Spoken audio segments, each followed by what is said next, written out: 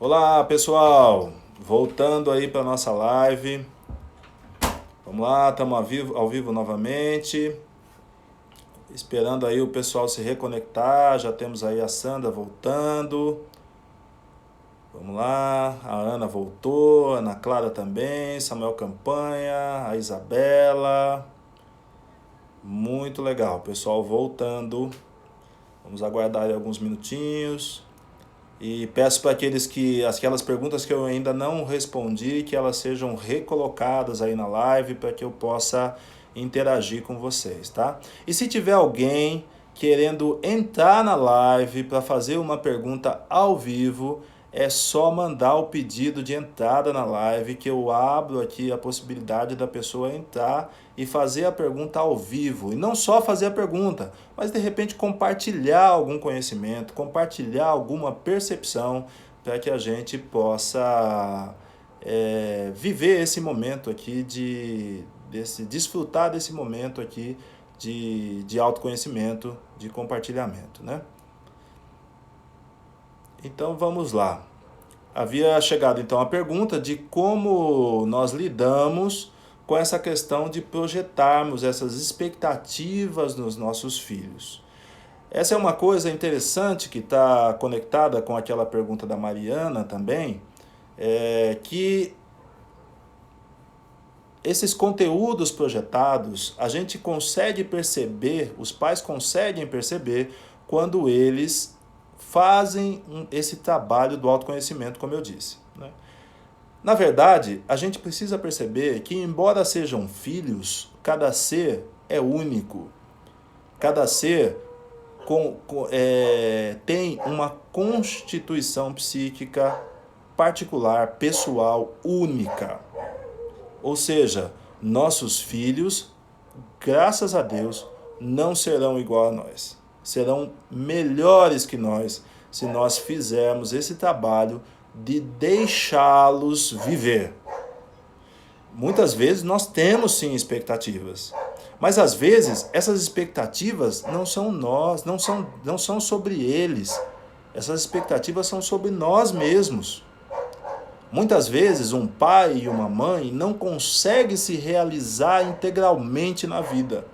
Então eles projetam sobre o filho aquela não realização deles. E isso realmente não é benéfico. E aí aquele meu amigo que fala a respeito de se colocar a máscara no adulto primeiro, ele é um sábio. Porque se eu não me sinto totalmente realizado, ou nem totalmente, mas se eu não me sinto num caminho de autorrealização, eu não tenho o direito de propor, de criar essa expectativa sobre meu filho, porque ele é diferente de mim. Não é ele que eu tenho que propor que realize esse processo no meu lugar. Eu tenho que me dispor a realizar esse processo e ele então, e ao invés de eu projetar um conteúdo de não realização nele, ele vai se espelhar em mim e buscar também a própria autorrealização. Tá? Então, é muito interessante perceber isso, porque essa é a essência de criarmos, de educarmos filhos saudáveis e criarmos uma sociedade de pessoas emocionalmente equilibradas. Pessoas que não se sentem cobradas a concretizar uma herança passada. Tudo aquilo que um pai e mãe que se despertam para esse processo do autoconhecimento podem fazer de melhor para um filho é fazer com que ele perceba todas as potencialidades que existem dentro dele e que, na medida do possível, coloquem o mínimo de projeção sobre essas crianças, para que ele possa ver o mundo de uma forma nova. E aí, dessa forma nova, aqueles conteúdos traumáticos de um sistema familiar podem ser trabalhados pelas novas gerações. Então vamos lá, tem uma pergunta da Sandra aqui. Às vezes, numa mesma família, cada filho percebe as intenções positivas de formas diferentes. Como entender esse processo espiritual e emocional? Essa colocação da Sandra é muito interessante, porque na constelação sistêmica nós percebemos isso com nitidez.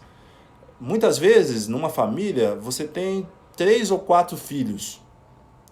E a experiência de cada um com pai e mãe é única. Por exemplo, não é tão difícil de perceber, todos nós acho que já ouvimos falar, de filhos que percebiam que a mãe protegia um determinado filho, ou que o pai tinha uma predileção por um determinado filho. A experiência desse filho que foi protegido pode ser completamente diferente da experiência daquele filho que foi excluído, que foi deixado à margem. O filho que foi deixado à margem vai ver um pai e uma mãe. O filho que foi protegido, que foi amado, vai ver outro pai e outra mãe na mesma pessoa. As intenções positivas dentro de uma família é a possibilidade da existência do amor. Mas a percepção desse amor vai ser dada de acordo com o ângulo de olhar e de acordo com o significado de cada membro daquela família. As mães que estão presentes aí sabem que cada filho tem um significado na vida de uma mãe. Cada filho chega num momento, cada filho traz um conteúdo, uma proposta de crescimento para essa mãe e para o pai também. Então cada mãe percebe um filho como um único, e cada pai percebe um filho como um único, e cada filho percebe pai e mãe de uma forma diferente. Quando pai e mãe têm uma proposta de colocar o que há de melhor dentro de seus filhos, na mente, na crença, na formação psicológica de seus filhos, quando eles têm essa intenção, e fazem um trabalho interno do despertar da própria consciência para poder enxergar as suas próprias sombras, e aí ter a possibilidade de, ao trazer a sombra para a consciência, de não projetá-la no filho. Cada pai e mãe que faz isso está contribuindo para uma sociedade emocionalmente mais saudável. Eu espero ter respondido a essa pergunta da Sandra. Vamos lá, a Bruna entrou também, que legal. Vamos ver aqui se a gente tem mais perguntas. Vamos lá. Tem aqui a Juliana. Ela está perguntando aqui, não tem a ver também com o temperamento de cada um? Um melancólico ou fleumático vai absorver diferente de um sanguíneo ou colérico. E aqui nós temos aí nessa colocação da Juliana algumas definições que algumas correntes, cada corrente psicológica, digamos assim, né, ela concebe e tipifica as dinâmicas humanas, vamos dizer assim, né? Então esse conceito do melancólico, do fleumático, que é aquele que inflama, né? Ou então do sanguíneo, do colérico, né? São todas dinâmicas emocionais, são tipificações de dinâmicas emocionais. Agora, a pergunta principal, Juliana, para a gente fazer é de onde essas dinâmicas nasceram?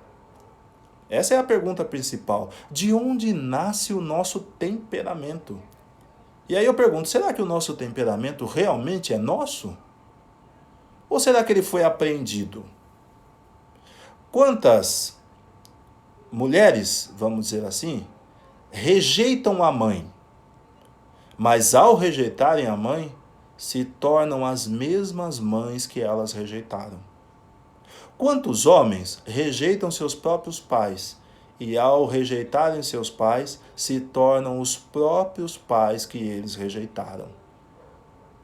E isso, inclusive, no temperamento. Então, a grande pergunta que eu faço é o que realmente é meu. Esse temperamento que eu tenho, ele realmente é meu? Ou ele foi algo aprendido, ou ele foi algo que foi introjetado, ou ele é uma projeção de conteúdos paterno e materno. E aí eu volto àquela pergunta: quem realmente eu sou? Será que esse meu temperamento, ele realmente é meu? Será que realmente eu preciso ser assim? Será que eu mereço ser refém de um temperamento? Ou será que eu posso temperar o meu temperamento? Será que eu posso gerar um novo estado de consciência? Uma nova forma de ser que seja realmente autêntica, que seja realmente minha, baseada nas minhas crenças, na minha forma de ver o mundo, que seja baseada no despertar da minha consciência? Porque aí, quando há o despertar da consciência, há uma humanização. Essa humanização nos conecta fraternalmente com cada ser existente. E aí, a gente não fala mais de temperamento. A gente vai falar de uma capacidade de amar, que nasceu de uma consciência que conseguiu integralizar tudo isso. E vale lembrar aqui que eu não estou falando de um processo racional, eu estou falando de um processo emocional, de um processo que é dirigido pelo sentir. Perceber através do sentir. O sentir, o coração, perceber aquilo que é invisível aos olhos. Vamos lá. Temos aqui mais uma pergunta. Vamos lá, a Lúcia de Fátima. Ela está perguntando: é possível realmente curar um conflito com o pai através de uma constelação familiar? Eu diria para você assim, Lúcia, é possível curar um sentimento traumático a partir de uma decisão interna. A partir de uma decisão interna, você pode curar qualquer sentimento traumático. Constelação familiar, hipnose, o consultório de um psiquiatra, um processo terapêutico, seja com um terapeuta, seja com um psicólogo, ele só é a via de entendimento e de transformação. Mas tudo nasce primeiro com o seu próprio movimento. Ou seja, a decisão de olhar para aquela sombra que é projetada, ela é sua. E aí, através de um processo, esse trabalho de olhar para essa sombra, de olhar para esse conteúdo interno, ele pode ser facilitado. Ou seja, eu consigo perceber nessa alegoria, nesse mito da caverna, a proposta de que o terapeuta, ele é aquele ser que, ao perceber a saída da caverna e como o mundo pode ser muito mais completo, ele volta para poder trazer mais alguém. O trabalho terapêutico é a proposta de humanização do ser. Agora, para buscar alguém lá da caverna, que está preso pelas próprias correntes, não necessariamente tem que ser terapeuta. Como é um trabalho de humanização, vamos pensar assim: quantas vezes um amigo já nos salvou de um sentimento muito difícil que a gente estava vivendo, de uma época muito difícil que a gente estava passando? Essa força do amigo que estende a mão, que está nessa corrente de humanidade que nos tira das projeções, dessa caverna da nossa própria existência, ele é também um processo libertador. Ele é também uma ação libertadora. Mas sendo ainda mais direto para você, Lúcia, sim, um processo de constelação familiar, ele pode sim apresentar para você uma via de resolução desse conflito. Ou seja, as constelações, elas estão à nossa disposição para que a gente possa olhar para o lugar certo. Porque muitas vezes a gente quer resolver um conflito, mas a gente só está olhando numa direção. E às vezes não é naquela direção que está a solução do conflito. Quando nós olhamos de dentro da caverna somente a sombra, nós não vemos a saída da caverna. Então é preciso, muitas vezes, que alguém nos mostre um outro lugar, um outro movimento, uma outra posição da qual nós podemos olhar para a caverna e perceber que existe algo mais do que aquela parede. A proposta da constelação é apresentar para você um novo olhar sistêmico. A partir desse novo olhar, o trabalho é seu, é meu, é de cada um que se propõe a fazê-lo. Então, eu digo isso porque eu afirmo e reafirmo, não existem soluções mágicas, nem no consultório de um psicólogo, de um terapeuta, nem na constelação, nem na hipnose, nem em dinâmica alguma. Porque o processo, ele é um caminhar, ele é um olhar para aquilo que realmente está acontecendo e ele é a firme decisão de, mesmo com medo, mesmo com a incerteza, a gente continuar caminhando na busca dessa integralização do ser. Vamos ver aqui se nós temos mais alguma pergunta. A Sandra está perguntando, o que é um processo de hipnose e como ele é feito para buscar alguém da caverna? O processo de hipnose, eu sou um hipnoterapeuta, né, ericksoniano. A hipnose ericksoniana, numa definição bem fácil de se entender, ela é um estado de atenção focada sobre si mesmo. Ou seja, ela é um processo que propicia que a consciência do indivíduo olhe para os conteúdos do inconsciente e não veja somente uma projeção, mas veja aqueles amos da caverna. Ou seja, quem são os amos da caverna que fazem as projeções na parede?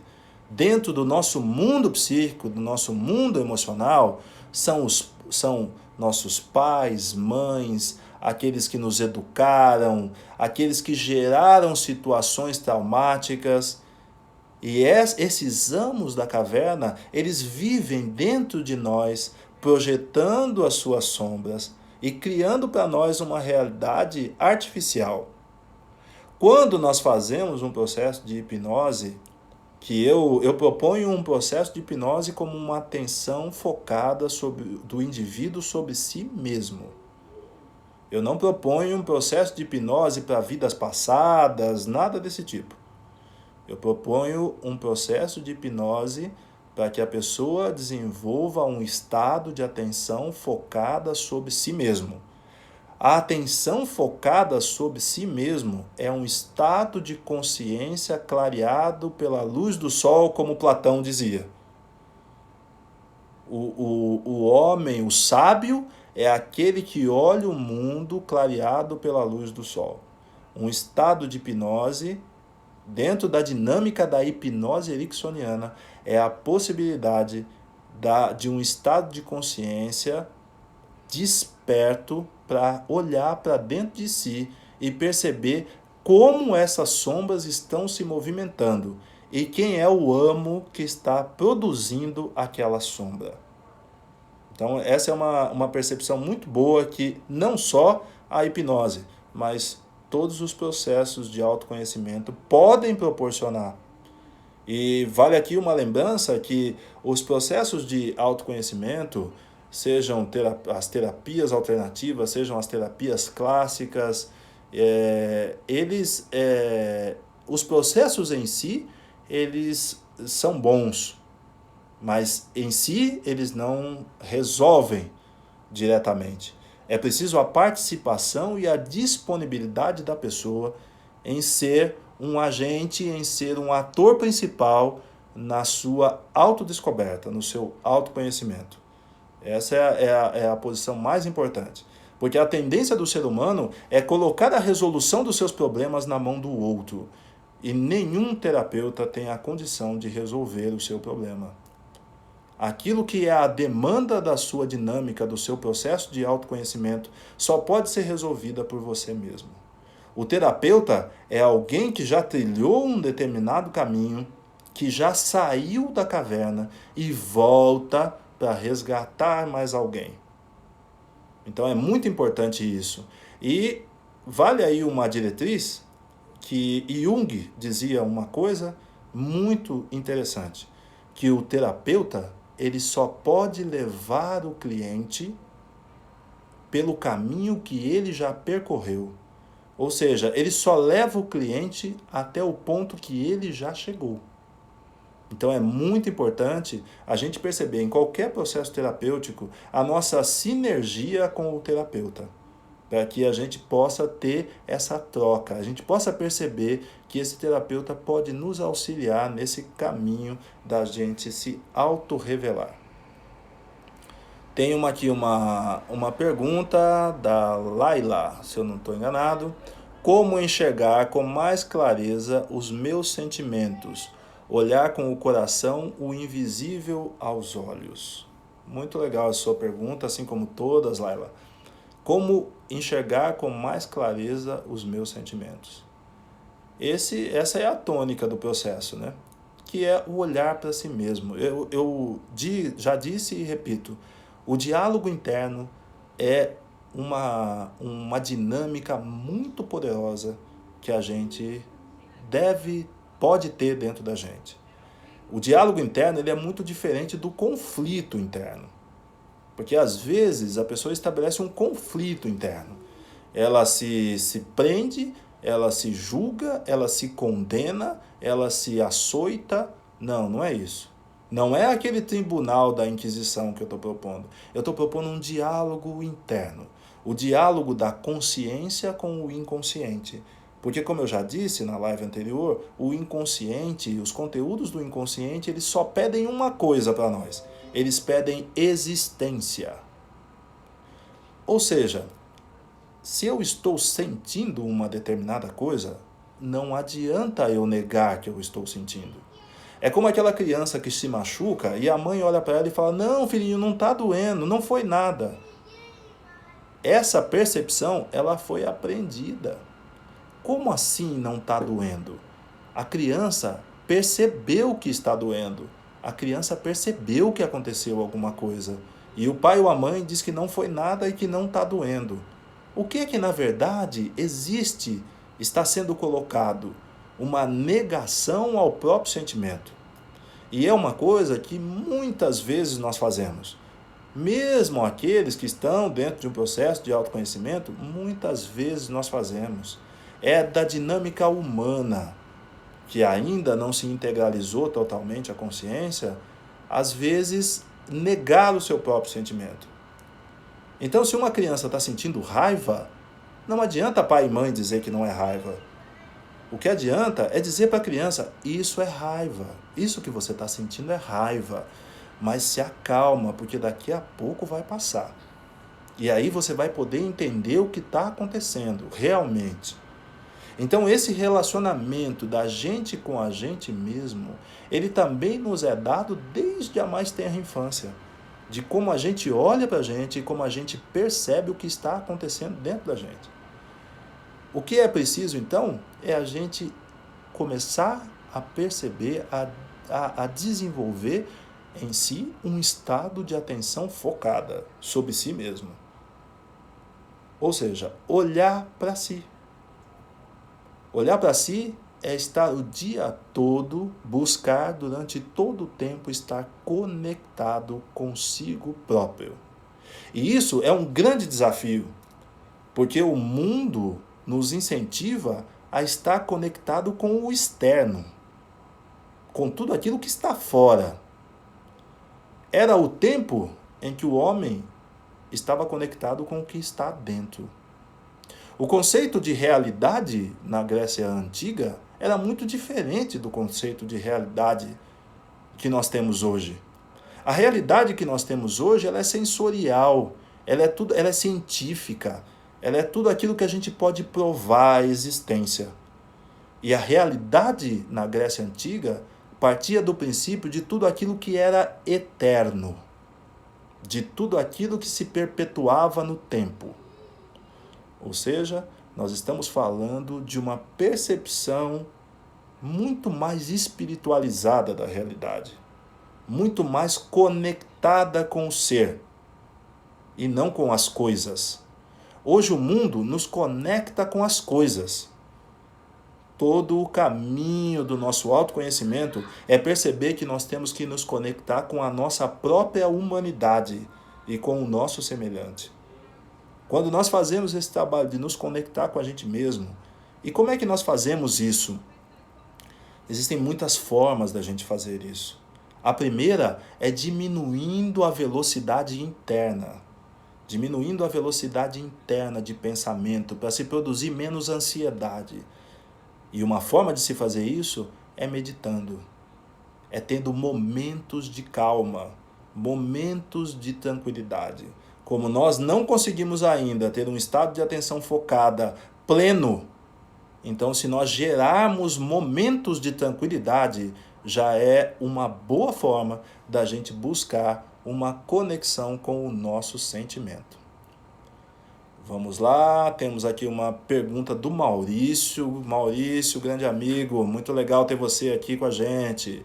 Na saída da caverna houve dificuldade, no retorno também. Qual o significado do sofrimento nesse processo? Que pergunta maravilhosa. Na live anterior eu falei isso também. O sofrimento, ele é inerente à condição humana.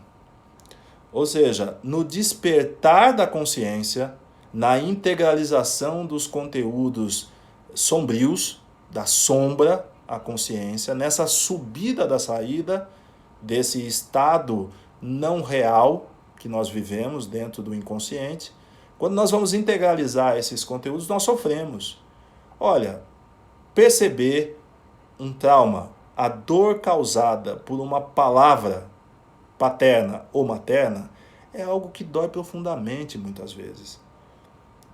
Muitas vezes se percebe essa palavra trauma como algo físico, mas às vezes é algo moral, é algo de sentimento. Às vezes uma palavra, ela é extremamente traumática. E como olhar para essa mãe, para esse pai que entregou uma palavra traumática e que olhar para isso nos causa dor. Ou seja, sair dessa condição da projeção da dor, ela é também um sofrimento. Como olhar para isso? Buscando perceber a intenção positiva que existia. Me perguntaram na live anterior se existia uma forma de fazer esse processo sem sofrimento, e eu sou muito direto em dizer, o processo de individuação, o processo de integralização, vamos dizer assim, de expansão da consciência, ele é um processo que é inerentemente um processo de sofrimento. Ele é um processo que gera dor, mas é a dor que faz nascer uma nova alma. Veja bem, muitas vezes a morte é dolorida, mas a gente percebe que o nascimento também é dolorido.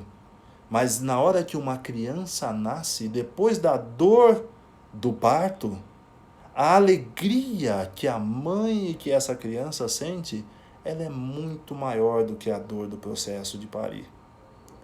Portanto, o processo do nascer da consciência, de integralização de conteúdos traumáticos, ele é um processo que sim, ele dói.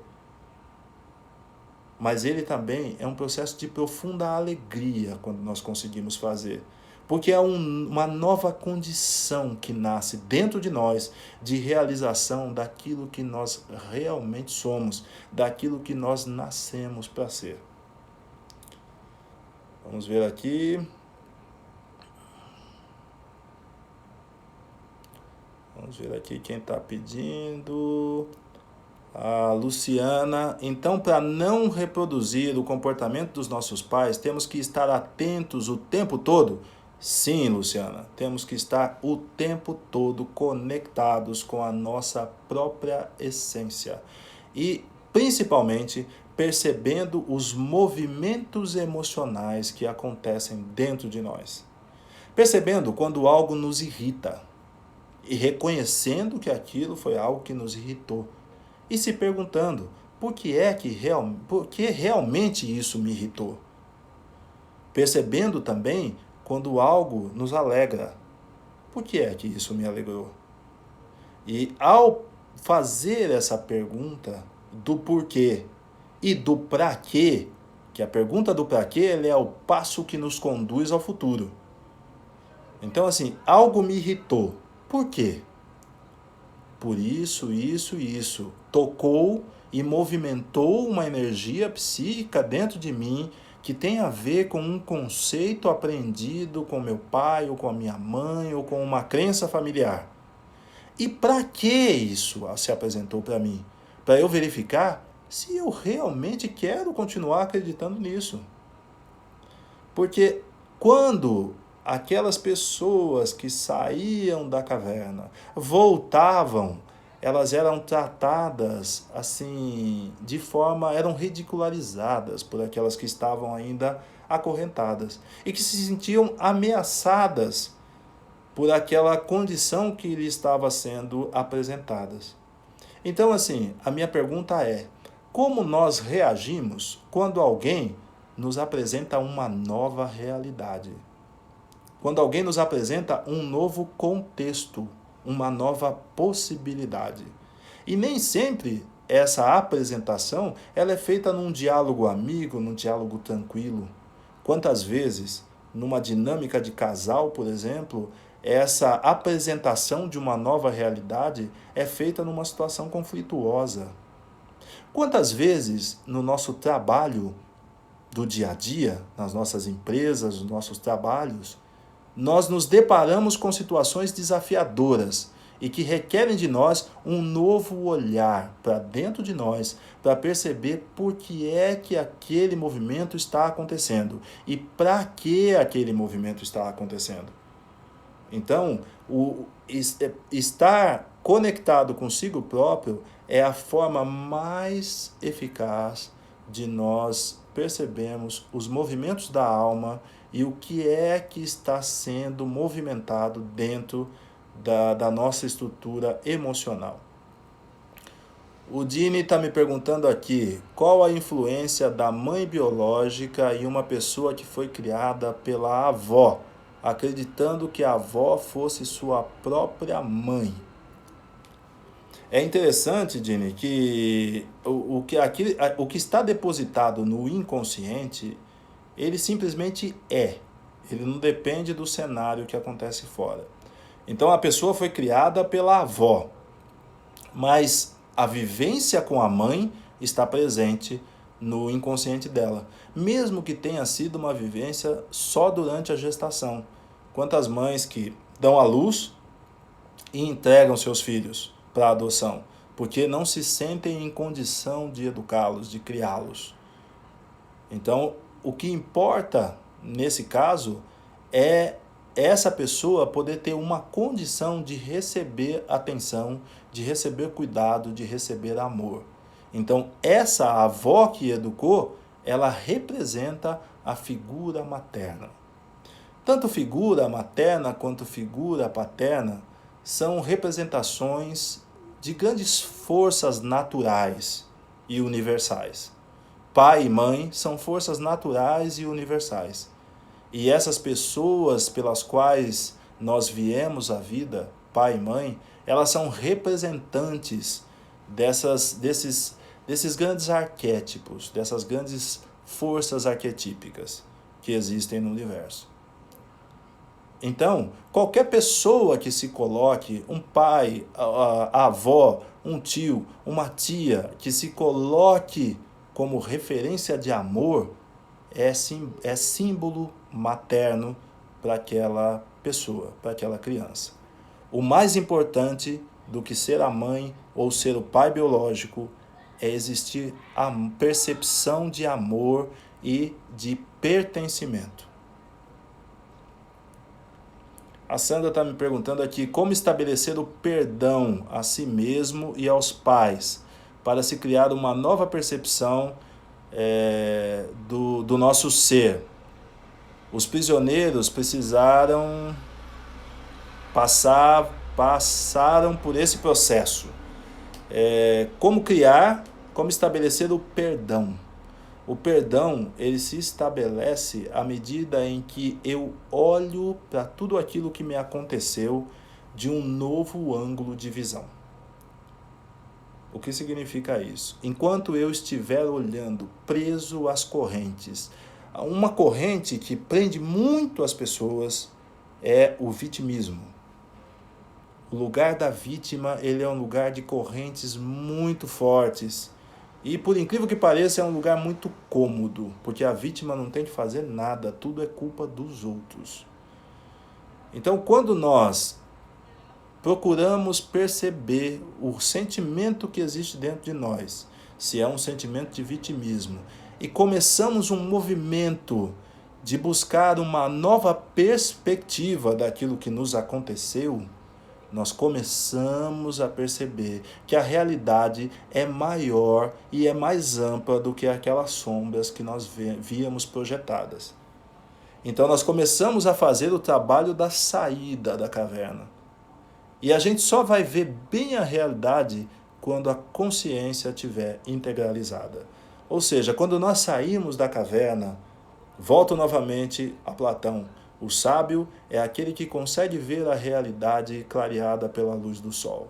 Quando a nossa consciência consegue perceber o todo, nós encontramos isso que você deu o nome de perdão, que pode ser também interpretado como a compreensão mais ampla de tudo aquilo que nos aconteceu. Vamos ver aqui mais algumas perguntas.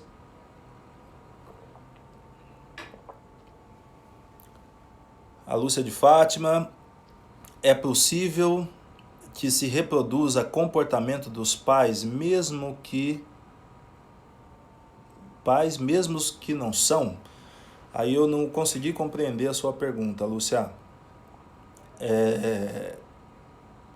Nós sempre reproduzimos os conteúdos, né? Quando nós não nos despertamos para esse processo de autoconhecimento, existe uma tendência de nós reproduzirmos os conteúdos. Tá? Vamos ver aqui mais uma pergunta. A Lúcia está completando aqui. São positivos como forma de fidelidade, pertencimento ao sistema. Muito interessante. Agora eu consegui perceber um outro aspecto aqui da pergunta da Lúcia. Muitas vezes nós persistimos em nos manter presos a essas correntes, mesmo percebendo que possa existir um outro cenário. Nós ficamos presos a essas correntes como forma de fidelidade sistêmica.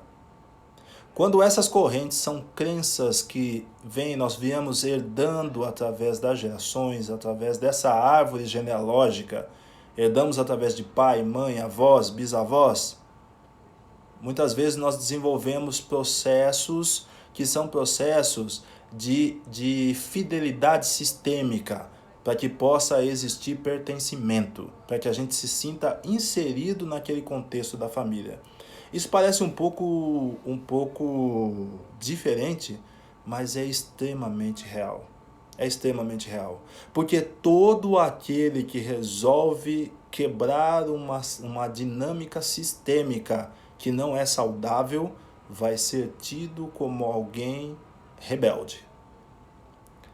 Imaginem uma família que tem uma tradição de todos os filhos serem médicos. Uma família de médicos que vem assim se perpetuando, desde o tataravô, o bisavô, o avô, o pai.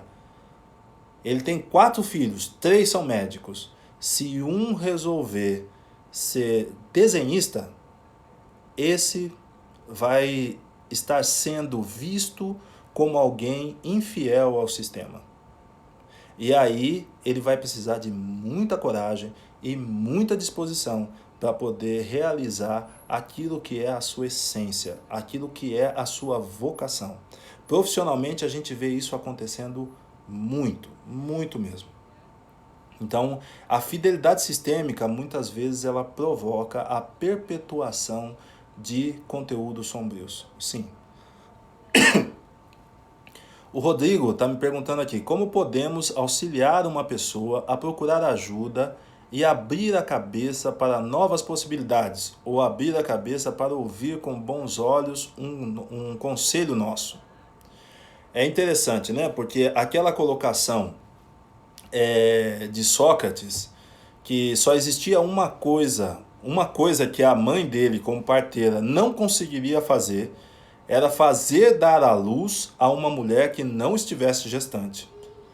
Essa colocação de Sócrates é muito interessante, porque quando ele traz isso para o âmbito do autoconhecimento, para o âmbito desse caminho de autorrealização, de autodesenvolvimento, então a gente tem que partir de um pressuposto. Todo o movimento tem que nascer da própria pessoa. Existe sim a possibilidade de um aconselhamento, existe sim a possibilidade de um direcionamento, mas a pessoa só vai se abrir para um processo, para uma dinâmica de autoconhecimento, se ela já estiver pronta. E isso acontece muito dentro de um processo terapêutico, quando ele é feito com seriedade. O terapeuta, ele não pode, vamos dizer assim, enfiar a mão no baú do inconsciente da pessoa e ir tirando de lá os conteúdos para que a pessoa trabalhe. Na verdade, a grande função, o grande desafio, digamos assim, de um terapeuta é fazer com que a pessoa esteja pronta para ela mesma poder trazer aquele conteúdo. O que isso quer dizer? Que os conteúdos do inconsciente só podem vir para a consciência quando o eu, que é o gestor da consciência, que a psicologia chama de ego, é o gestor da consciência, que não tem nada a ver com egoísmo, é o ego, o eu, quando ele está pronto para trabalhar aquele conteúdo. Porque tem conteúdos na história de muitas pessoas que são extremamente difíceis para a pessoa trabalhar. E nenhum de nós, nenhum terapeuta tem o direito de tocar em algo sem que a pessoa esteja suficientemente estruturada para lidar com aquilo. Qualquer coisa feita nesse sentido pode ser interpretada como uma irresponsabilidade, porque é a estrutura emocional de uma pessoa que está ali diante daquele terapeuta. Seja o terapeuta da linha que for, ele sempre tem que perceber, olhar para a estrutura emocional. Vocês já perceberam uma coisa que acontece muito nas amizades? Aquele amigo que chega para falar uma verdade para o outro amigo. Geralmente, quando a pessoa chega para falar uma verdade, tem muitas coisas que estão envolvidas ali. A primeira pergunta, será que aquela verdade realmente é uma verdade? Para a própria pessoa que vai falar a verdade. Mas aí a gente pode extrapolar e perguntar, será que é uma verdade para quem vai ouvir aquela verdade? E aí uma terceira pergunta, qual a necessidade de se falar aquela verdade? Porque aquilo que pode ser uma verdade para quem fala, pode ser uma agressão para quem ouve. E esse pressuposto é muito importante nas dinâmicas das pessoas, da convivência humana. É a gente perceber se o outro está pronto para ouvir aquilo que a gente tem para falar. Existe uma história muito interessante, que é a história do Pequeno Príncipe, uma história de domínio público, que ele fala do cativar. E esse é um passo muito importante, seja num processo terapêutico, na dinâmica do terapeuta com o cliente ou o paciente, seja nos processos de amizade. O cativar é o primeiro passo para se abrir um espaço propício para a recepção daquilo que nós queremos falar. Então vamos lá para mais uma pergunta. A Isabela está me perguntando, não tentar é cômodo, pois nos poupa do fracasso. Como trabalhar essa coragem em nós? E aí, Isabela, eu vou te dizer o seguinte, chega uma hora que a gente não consegue mais ter a subsistência como a tônica da nossa vida. A vida precisa ter algum sentido além da subsistência, além da perpetuação da espécie. E aí a gente vai perceber essa percepção de realidade, essa visão da realidade que nós temos hoje e que os gregos antigos tinham. Hoje a realidade nos é sensorial, científica, provada. E para eles era aquilo que era percebido como eterno. Então vai chegar uma hora em que dentro de cada pessoa não vai mais fazer sentido viver para comer. A vida, viver para comer, viver para comprar, a vida terá que ter um significado maior do que essas pequenas coisas materiais. Esse momento, ele é um momento único para cada um. Pode ser que você já tenha despertado para esse momento. Pode ser que uma grande amiga sua ainda não.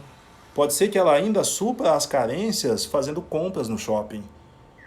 Pode ser que ela ainda supra as carências através da comida, da alimentação. Vai chegar uma hora em que ela vai perceber que a vida, algo dentro dela, vai chamá-la para uma vida além da subsistência, além da perpetuação da espécie. Para uma vida de mais significado. E esse movimento, ele é de cada um. Mas nós sim podemos contribuir com uma palavra amiga que auxilie a uma pessoa nesse despertar. A Marilisa, que legal, Marilisa, que você está aqui. A pessoa que se faz de vítima não é por medo, ela pergunta, pois o conhecimento ela tem. E agora conhece outra maneira de pensar. É interessante essa pergunta da Marilisa, porque a pessoa que se faz de vítima, na verdade, pode ser sim por medo de encarar a realidade que existe dentro dela mesma. A vítima, ela não é ator principal da sua própria história. A vítima é aquela pessoa que sobre ela recaem todas as mazelas familiares, sociais e naturais, né? Quando a pessoa resolve sair do lugar de vítima, que ela resolve então ser ator principal do filme da sua própria vida, ela então vai ter que encarar, porque nesse filme da própria vida não se admite dublê. E é interessante, tudo que a gente mais busca muitas vezes é arrumar um dublê para fazer as cenas perigosas. Então, no filme da nossa própria vida não existe dublê. Nós vamos ter que atuar nas cenas perigosas também. E isso dá medo. E aí, às vezes, esse medo impede a pessoa de fazer esse movimento. Mas esse medo também é como se ele tivesse data marcada. Vai chegar uma hora que a pessoa também não vai mais conseguir viver com esse medo. E aí chega o momento dela iniciar o seu próprio processo de autodescoberta, de autorrevelação. A Sandra, quando falou das 4 necessidades básicas, explicou apenas 2. Vamos lá então, primeira necessidade básica do ser humano. Primeira necessidade básica do ser humano, ser ouvido na essência. Segunda, ter o direito de errar. Terceira, ser amado, honrado e respeitado. A quarta, pertencer aos sistemas. Essas são as 4 necessidades básicas do ser humano. E é muito interessante essa pergunta nesse momento que nós estamos caminhando para a conclusão da nossa live. É muito percebermos e olharmos para dentro de nós e percebermos o quanto essas necessidades básicas emocionais do ser humano estão atendidas dentro de nós. Nós estamos sendo ouvidos na essência por quem está conosco. Por exemplo, dentro de um casal, Eu estou conseguindo ser ouvido na essência? Mas aí, ao mesmo tempo que eu me pergunto isso, eu tenho que me perguntar, eu estou ouvindo na essência? Eu estou me dando o direito de errar? Como forma de aprendizado? Eu estou dando esse direito de errar para outra pessoa que está comigo? Seja num relacionamento, seja para um amigo, seja para um chefe, seja para um subordinado, seja para alguém que eu nem conheço e encontrou comigo no trânsito. Eu estou dando esse direito de errar? Eu estou sendo amado, honrado e respeitado como ser humano? Como alguém participante daquele conjunto, que seja um relacionamento, por exemplo? Eu estou sendo amado, honrado e respeitado na minha família? Mas ao mesmo tempo eu tenho que me perguntar, eu estou amando, honrando e respeitando aqueles que estão comigo? E eu me sinto pertencente a esse sistema que eu nasci? Eu me sinto pertencente à minha família? Mas por outro lado, o quanto que eu dou espaço de pertencimento para as pessoas que estão comigo? Quantos relacionamentos afetivos são baseados no não pertencimento? Muitas vezes não dão certo porque um desses dois não se sente pertencente à relação. Porque não lhe foi dado o espaço de pertencimento, ou seja, o espaço de fazer parte da vida do outro. Então, essas são as 4 necessidades básicas do ser humano que cabe uma nova reflexão. E aí seria um assunto para uma live inteira. Vamos lá. Quem que está aqui, que está perguntando aqui? Repete todas as 4. Vamos lá, Lúcia. Ser ouvido na essência. Ter o direito de errar. Ser amado, honrado e respeitado. E pertencer aos sistemas. Uma pergunta do Fábio. Qual a forma mais saudável de se integrar, aceitar, acolher as nossas sombras, sem que elas atuem de maneira indesejada? Lembra-se, Fábio e todos, daquilo que eu falei, de quando a gente olha para a gente, para um erro que a gente cometeu, e a gente é muito cruel com a gente mesmo. Como eu disse, como dizia aquele grande amigo meu, que hoje já não está mais entre nós, já está num outro plano. Ele dizia que muitas vezes nós estabelecemos um verdadeiro tribunal da Inquisição sobre as nossas próprias cabeças. E isso não é saudável. Quando eu olho para mim e percebo se eu estou me dando, para mim mesmo, a necessidade básica do direito de errar, eu já começo a me perceber com mais amor. Eu começo a olhar para mim com mais aceitação. Então, olhar para esses conteúdos sombrios com mais amor é perceber que eu sou humano e não cobrar de mim um posicionamento que não é humano. O posicionamento do 100% de acerto, ele não é humano. Ele é um posicionamento divino. E eu ainda não estou nesse momento de ser um ser divino. Eu ainda sou humano e está dentro do contexto humano o direito de errar. O errar como instrumento da evolução, do desenvolvimento e do aprendizado. E a cada erro cometido, muitas vezes pela participação de um conteúdo sombrio, eu olhar para aquilo com amor, perceber o porquê e o para quê, e de onde aquele conteúdo veio e como ele se movimentou dentro de mim, e poder dizer para ele, você também faz parte de mim. Eu te dou também o direito de existência dentro de mim, porque eu quero entender qual é a sua proposta. Porque no veneno dessa sombra pode estar o antídoto da minha alma.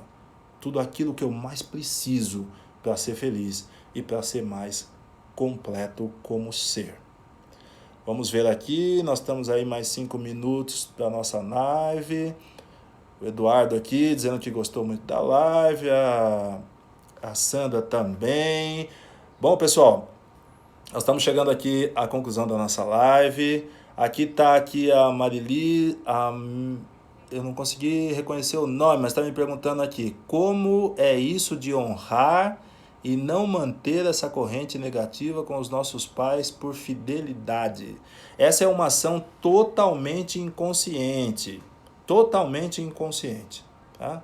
Então, muitas vezes um pai não se permitiu se realizar, não teve a possibilidade de se realizar na vida, e muitas vezes isso acontece. Um filho não se realiza como forma de manter a fidelidade sistêmica, de honrar e respeitar o próprio pai. Mas a intenção positiva naquele conteúdo é de que o filho encontre toda a realização, porque ao curar a sua própria alma, ele cura também a alma sistêmica. Essa é a importância da nossa ação. A partir do momento que nós curamos um conteúdo emocional nosso, nós curamos também um conteúdo emocional sistêmico. E aí a gente precisaria de muito mais tempo para falar a respeito disso também, tá bom? Pessoal, muito bom estar aqui com vocês hoje, muito legal mesmo. Sou, assim, imensa gratidão a todos que tiveram aqui de coração. Tivemos aí próximo de 70 pessoas nessa live. Tá sendo muito legal, tô com você. A Renata está dizendo aqui que está gostando muito da live, live maravilhosa. Maravilhoso é ter você aqui, Renata, participando. A Samara dizendo parabéns pela live, gratidão, saudações florestais. Saudações também para você, Samara. Vamos lá, quem mais? A Rosane gostando da live também. A Lívia, maravilhosa live, muito grata, maravilhosa sua presença, Lívia, muito grato aí, viu, por essa atenção e por esse interesse. Nabila, muito grato por você estar aqui também, muito grato, Renata, muito grato, Diego, de coração, muito bom estar com vocês aqui, tá? E na próxima segunda eu quero trazer uma nova live para vocês, mas o tema ainda é segredo. Nós vamos continuar trabalhando os conteúdos internos através de novas propostas para a gente mergulhar dentro da gente mesmo, para a gente se conectar com tudo aquilo que existe dentro da gente de bom, de melhor, porque na verdade tudo que existe dentro de nós é bom. É bom na medida em que nós entendemos a proposta, inclusive aquilo que a gente acha traumático, inclusive aquilo que doeu. É bom, ele tem um propósito, ele tem um sentido, ele tem um significado. Tudo que aconteceu com você só aconteceu com um objetivo, que proporcionar para você o cenário ideal para que você pudesse encontrar o despertar da alma, para que você pudesse encontrar esse caminho do autoconhecimento e o despertar da sua consciência para perceber a grandiosidade que é a vida. Gente, foi muito bom estar aqui com vocês. Foi muito bom. Essa live estará disponível no YouTube. As duas partes dela irão para o YouTube. No máximo até amanhã ela estará disponível para aqueles que quiserem ver de novo, anotar algum conceito. E eu estou também à disposição. Vocês têm meu canal do Instagram, podem mandar no inbox, podem me mandar o WhatsApp e a gente vai conversando. Assim como o processo terapêutico está à disposição de todos aqueles que perceberem os seus movimentos para um despertar da consciência. Muito obrigado pela participação de todos. Um beijo grande. Foi maravilhoso estar com vocês aqui. Muito obrigado. Show, Enia. Muito obrigado pela sua participação também. Lúcia, muito obrigado pela sua participação e pelas suas perguntas. Marcela também. Pedro Antônio, muito obrigado por você estar aqui com a gente nesse momento de compartilhamento. Muito grato a todos. Foi maravilhoso estar com vocês, compartilhando esse conhecimento, esse conteúdo, essas vivências. Desejo a todos uma ótima noite e um próspero caminhar. Grande beijo!